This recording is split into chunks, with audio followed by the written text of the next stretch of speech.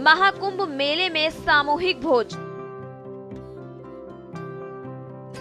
प्रयागराज मेला प्राधिकरण ने महाकुंभ मेले से पहले एकजुटता और टीम भावना को बढ़ावा देने के लिए मेला परिसर में सफाई कर्मचारियों के लिए सामुदायिक भोज का आयोजन किया। जैसा कि आपको पता है कि इस बार जो महाकुंभ 2025 है बहुत ही लार्ज स्तर पे इसका आयोजन किया जा रहा है। तो सबसे बड़ी चुनौती जब इतना बड़ा आयोजन होता है, करोड़ों की संख्या में लोग आते हैं, तो स्वच्छता एक बहुत बड़ी चुनौती बन जाती है। पर स्वच्छता को बनाए रखने के लिए, यहाँ पे साफ सफाई सुनिश्चित करने के लिए हम लोग भारी संख्या में सफाई मित्रों की यहाँ पे हायरिंग करते हैं। लगभग 15,000 सफाई मित्र यहाँ पे रहेंगे, जिसमें 10,000 के लगभग जो सफाई मित्र मेला प्रशासन की तरफ से लिया जाता है और लगभग 5,000 जो सफाई मित्र हमारे जो वेंडर्स हैं उनके रहते हैं।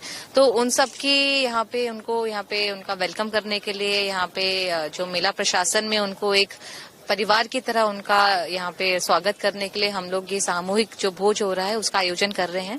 तो ये विभिन्न सेक्टर्स में इसका आयोजन किया जाएगा। इसका मुख्य उद्देश्य यह है कि हम लोग एक तो नया साल है उसमें लोग को वेलकम कर सके, उनको ये फील करा सके कि आप लोग इस परिवार का हिस्सा है, हम लोग को साथ में एज ए टीम हम लोग को काम करना है। तो एक टीम बिल्डिंग एक्सरसाइज की तरह इसको ले सकते हैं, जहाँ पे लोग वेलकमिंग फील करें, क्योंकि जब तक किसी भी चीज का आप अपने आप को पार्ट नहीं समझते तब तक आप अपना 100% नहीं दे सकते हैं। तो यहाँ पे यही है कि लोग को इन छोटे छोटे कार्यक्रमों के माध्यम से हम लोग को जागरूक करते हैं, मोटिवेट करते हैं, ताकि टीम स्पिरिट लोगों में बिल्ड रहे और लोग अपना 100% अपने पूरी कमिटमेंट के साथ, अपनी पूरी कटिबद्धता के साथ इस इतने बड़े जो हमने जो सपना लिया है, जो माननीय प्रधानमंत्री और माननीय मुख्यमंत्री जी का सपना है कि इस बार का जो कुंभ है स्वच्छ हो, प्लास्टिक फ्री हो, तो उस सपने को पूरा करने के लिए इतनी बड़ी जो फोर्स है हमारी, जो इतनी बड़ी कर्मचारी सफाई मित्रों की जो फोर्स है, उनको मोटिवेट कर सके, उनको एक प्लेटफॉर्म पर ला सके ताकि इस उद्देश्य को हम धरातल पर ला सके। तो यही एक मकसद है, ताकि हम लोग को मोटिवेट करके एक टीम में बिल्ड कर सकें, कनेक्टिविटी बनी रहे। यस।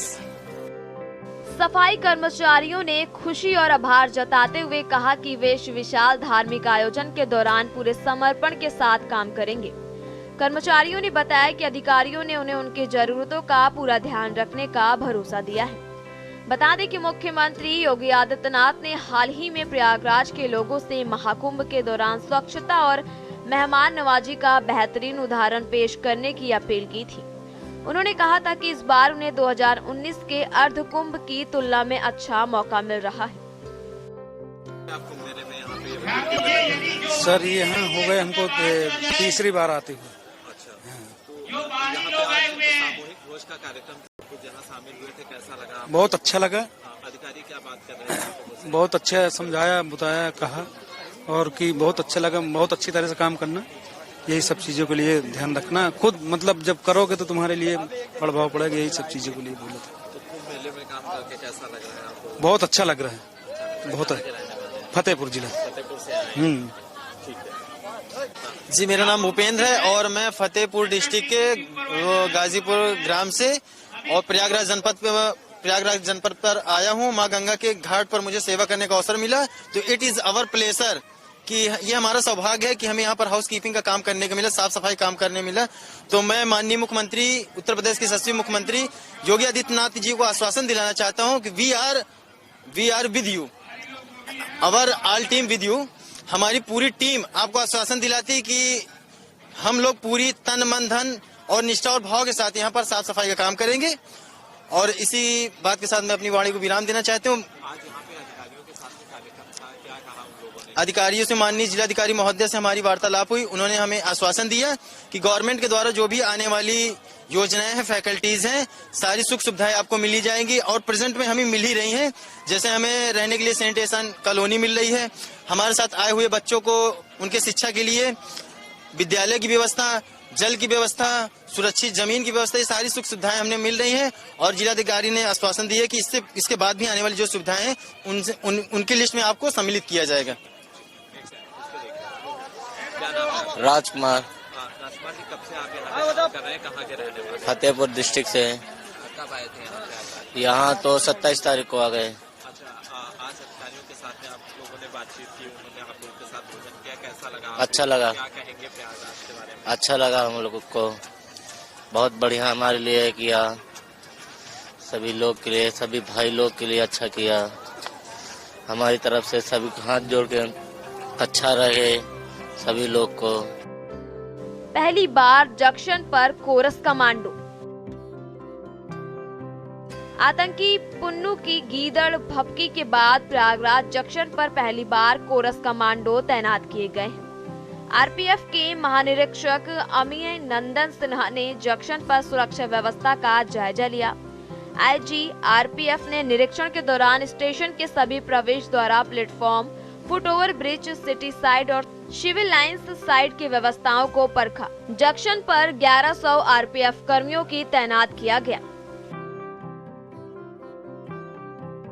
अगर मान लीजिए कोई दुर्घटना हो जाती है, कोई रासायनिक पदार्थ का ट्रक पलट जाता है, तो उससे अगर कोई रासायनिक स्थिति उत्पन्न होती है, उससे कैसे निपटा जाएगा, वो हमें आज प्रशिक्षण देना जरूरी है।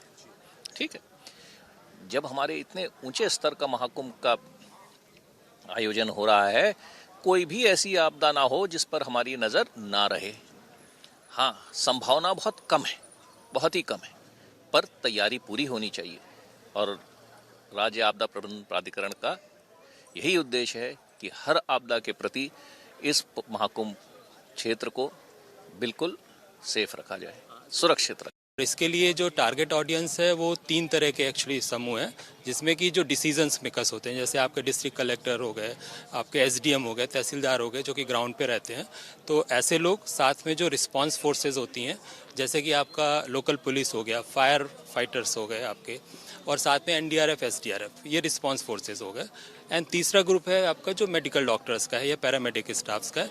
तो इन सभी को हमने एकत्रित करके और उनके लिए ये प्रशिक्षण कार्यक्रम किया जा रहा है कि जिससे कि कोई भी इस तरह की अगर रेडियोलॉजिकल या न्यूक्लियर आपकी आपदा आती है तो उससे कैसे सफलतापूर्वक निपटा जा सके। धार्मिक, सामाजिक, आर्थिक पहलुओं पर शोध।